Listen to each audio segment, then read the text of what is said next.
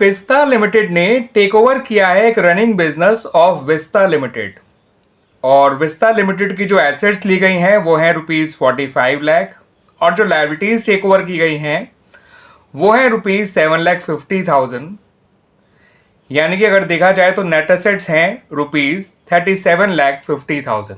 इनका difference, net asset का formula होता है एसेट्स माइनस लायबिलिटीज। ठीक है स्टूडेंट्स, अब ये जो कंसिडरेशन है यानी इसके बदले में पिस्ता लिमिटेड ने विस्ता लिमिटेड को इशू किए हैं 30,009% डिबेंचर, जिनकी फेस वैल्यू है ₹100 पर शेयर, और इनको इशू किया गया है डिस्काउंट ऑफ 5%।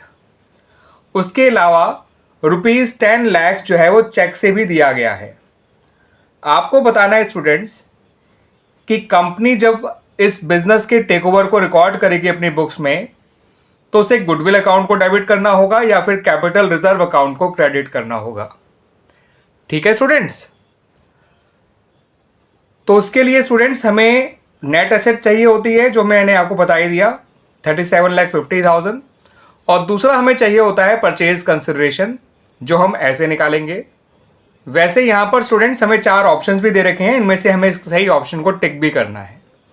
ऑप्शन ए में गुडविल कहा है 9 लाख, यानी गुडविल डेबिट होगी 9 लाख से। ऑप्शन बी में कहा है कैपिटल रिजर्व क्रेडिट होगा 9 लाख से। ऑप्शन सी में गुडविल डेबिट होगी 1 लाख से, और ऑप्शन डी में कहा है कैपिटल रिजर्व क्रेडिट होगा ₹1 लाख से। मैं गुडविल के साथ डेबिट इसलिए बोल रहा हूं क्योंकि गुडविल डेबिट हुआ करती है, कैपिटल रिजर्व जो है क्रेडिट हुआ करता है। ठीक है स्टूडेंट्स, तो अब गुडविल डेबिट होगा या कैपिटल रिजर्व अकाउंट क्रेडिट होगा, और कितने अमाउंट से डेबिट या क्रेडिट होगा, उसके लिए परचेज कंसिडरेशन हमें पहले जरूर निकालनी होगी, तभी हम बता पाएंगे उसको नेट एसेट से कंपेयर करने के बाद। तो परचेज कंसिडरेशन कुछ ऐसे निकल कर आएगी। जो ये 30,000 डिबेंचर्स दिए गए हैं इनकी टोटल फेस वैल्यू निकाल लीजिए। ये निकल कर आएगी ₹30 लाख। 30,000 डिबेंचर्स हैं और ₹100 का एक डिबेंचर है, तो ये हो गई 30 लाख। इसमें से जितने डिस्काउंट पे इन्हें इशू किया गया है वो हटा दीजिए, क्योंकि हमें इनका इशू प्राइस चाहिए होता है। उसके लिए इनकी टोटल फेस वैल्यू में से टोटल डिस्काउंट हटा दीजिए, तो issue price of all the debentures आ जाएगा।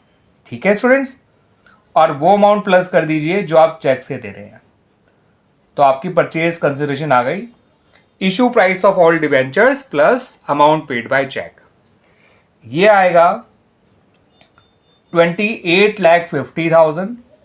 ये इन शेयर्स का इशू प्राइस आ गया, प्लस करिए ₹10 लाख जो चेक से दिया जा रहा है। ये दोनों का टोटल आ जाएगा ₹38,50,000। परचेज कंसिडरेशन तो आ गई स्टूडेंट्स 38,50,000। नेट एसेट मैंने आपको ऑलरेडी तो बताई दी थी, अब लिखा हुआ भी देख लीजिए। एसेट्स में से लायबिलिटीज को माइनस करिए,